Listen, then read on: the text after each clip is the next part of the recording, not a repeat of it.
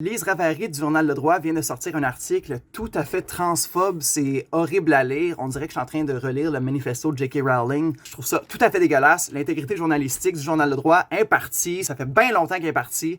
Ça va comme suit. Danielle Smith, la première ministre conservatrice de l'Alberta, a décidé que dans cette province, il serait désormais interdit de prescrire des inhibiteurs de puberté, une molécule dite expérimentale, on va revenir à ça tantôt, à des jeunes de moins de 15 ans et d'effectuer des chirurgies affirmatives de genre avant l'âge de 18 ans. Le gouvernement exigera aussi que les parents donnent leur consentement si leur enfant de moins de 16 ans veut changer de nom ou de pronom à l'école. Être référé par les bons pronoms, c'est une forme de respect, puis je pense que c'est la moindre des choses d'apprendre ça aux jeunes pendant qu'ils sont enfants. It's the bare minimum. La modification fondamentale du corps humain chez des mineurs, en revanche, devrait occuper tout l'espace de discussion. OK. Quelle modification fondamentale du corps? Je sais pas de quoi est-ce qu'on parle. OK, on va continuer. Que Jean veuille se faire appeler Jeanne dans la cour d'école n'est pas très grave. Que Jean porte des jupes non plus. Bon, premièrement, déname-la pas. Mais qu'il veuille à 17 ans souhaiter transformer son pénis en vulve, et nous voilà précipités dans une autre dimension dans laquelle trop d'adultes abandonnent leur rôle de protecteur de l'enfant au nom de théories fumeuses et d'opinions scientifiques contradictoires. Il n'y a pas de consensus scientifique dans le dossier des enfants trans. Point. Seuls les menteurs diront le contraire. Ce statement-là est hyper vague, parce que là, on vient juste de parler des inhibiteurs de puberté. Ça, il y a un consensus médical, puis ça fait fucking longtemps que ça existe. Quand des enfants vivent des symptômes de la puberté beaucoup trop jeunes à leur âge, ben, ils s'en vont chez le docteur, puis le docteur leur prescrit des inhibiteurs de puberté qui sont tout à fait réversibles. Ça prend le temps que l'enfant se sente confortable à passer au travers de sa puberté, ou peut-être, l'enfant aimerait ça passer au travers d'une autre puberté, whatever, on verra ça après. Mais c'est réversible! Au Canada, la chirurgie dite du bas est déjà réservée aux personnes de 18 ans et plus, et personne ne crie à l'oppression de personnes vulnérables ou au complot anti-trans. Mais je dois aussi souligner ceci. Quand il s'agit d'enlever les seins d'une femme, c'est bord ouvert à partir de 15 ans.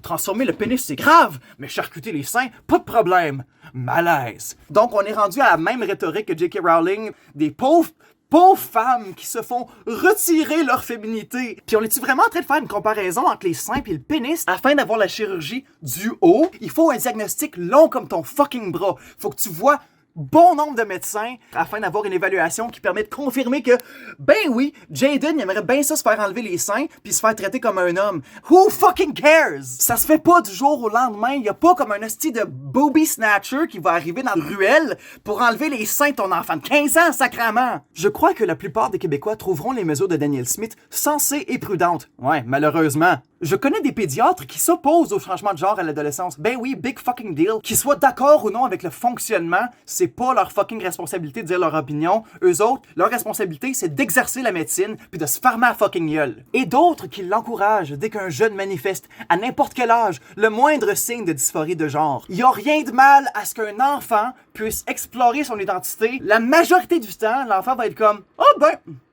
ok, ben c'était le fun, mais m'a réutilisé mon ancien nom, s'il te plaît. » Si mon enfant vient me voir et dit « Je me sens pas très bien, je pense que je me suis brisé le bras », je me mettrai pas à lui dire « Ah, c'est juste une phase, on s'en reparlera dans 2 semaines ». Poursuivons. Même chose chez les psychiatres et les psychologues. Même quand on reconnaît, comme moi, que la dysphorie du genre existe et qu'elle peut se manifester très jeune, il est néanmoins impératif d'agir avec la plus grande retenue, surtout quand les experts croient que 11-12 ans est le meilleur âge pour entreprendre une transition hormonale.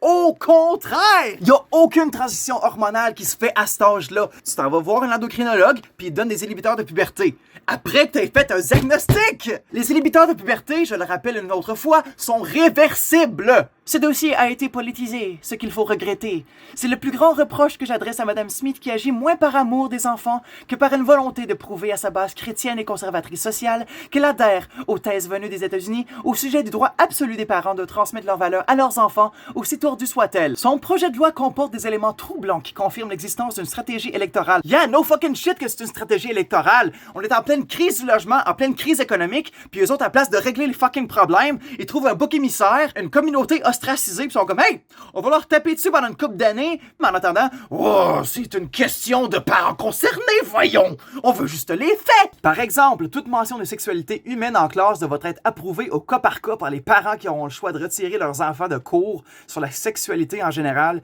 pas seulement des discussions sur la théorie du genre ou sur l'homosexualité. On se rapproche ici des politiques extrémistes du gouverneur de la Floride, Ron DeSantis. Yep! Les âneries répétées par les libéraux à Ottawa contre le projet Albertin laissent pantois et illustrent la déconnexion des élites quand ils accusent Danielle Smith de prôner un discours anti-LGBTQ, d'encourager la haine des personnes trans, de faire de la discrimination, de mener une campagne de peur et j'en passe de meilleurs. Protéger les enfants? Tous les enfants seraient anti-trans? Les inhibiteurs de puberté, c'est pas juste pour les personnes trans. C'est aussi pour ton enfant de 5 ans qui commence à avoir du poil sur le chest puis qui se dit « je me sens pas tout à fait prêt à ça ». Pourquoi autant d'opposition au projet de loi Albertin, alors qu'il s'agit de protéger des enfants d'apprentis sorciers et de militants empêtrés dans des théories pseudo-scientifiques sur un sujet complexe sur lequel trop peu s'entendent? Je sais pas comment quiconque peut lire cet extrait et se dire « Ah, cette personne-là croit tout à fait que les personnes trans existent. » Que la dysphorie de genre existe, que les enfants trans existent. Ceux et celles qui souffrent réellement de dysphorie du genre. Ah oui, personne cisgenre avec une tribune. Explique-nous qui est trans et qui ne l'est pas. Attendre quelques années pour éviter l'irréparable est dans leur intérêt, même s'ils ne sont pas d'accord. Moi, ce que je trouve irréparable, c'est d'être forcé à passer au travers d'une puberté qui fait en sorte que ton corps ne t'appartient plus.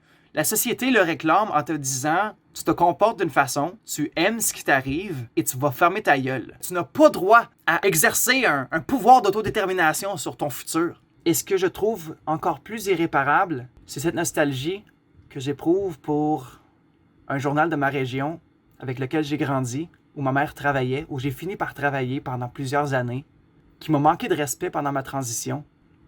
J'ai dû subir des commentaires tellement dégradants au travail. Mais le fait qu'après tant d'années, ce journal-là publie un article qui représente des gens comme moi comme étant des prédateurs qui influencent la jeunesse, ça fait mal.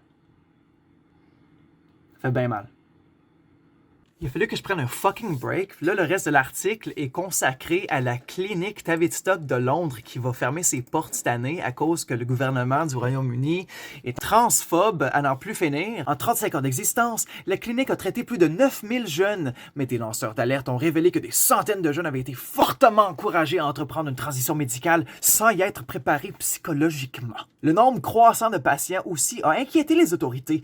En 2011-2012, 210 patients avaient été confiés à la clinique Tavistock. En 2020-2021, ce nombre était passé à 5000 avec une prédominance de filles.